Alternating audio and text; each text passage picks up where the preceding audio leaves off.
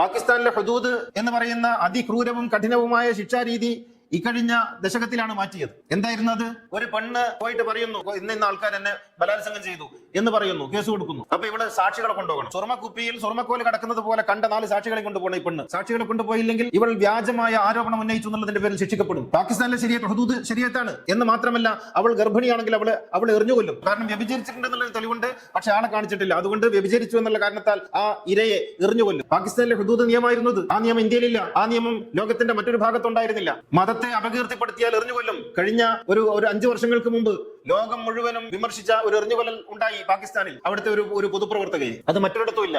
ഇങ്ങനെ വ്യത്യസ്തങ്ങളായ ശരീഅത്തുകളാണ് ലോകത്ത് നിലവിലുള്ളത്. അറേബ്യൻ നാടുകളിൽ തന്നെ ഒരുപോലുള്ള ശരീഅത്തല്ല, സൗദിയിലുള്ള ശരീഅത്തല്ല യു എയിലുള്ളത്, വ്യത്യാസം. ഇതെങ്ങനെ സംഭവിച്ചു? ശരീഅത്ത് സ്വാഭാവികമായും കാലാനുസൃതമായി മാറേണ്ടതുണ്ട് എന്ന ധാരണയിൽ നിന്നാണ് ഉണ്ടായത്. അതിങ്ങനെ മാറിക്കൊണ്ടിരിക്കുകയാണ്. ഈ സത്യം നമ്മൾ ഉൾക്കൊള്ളണം.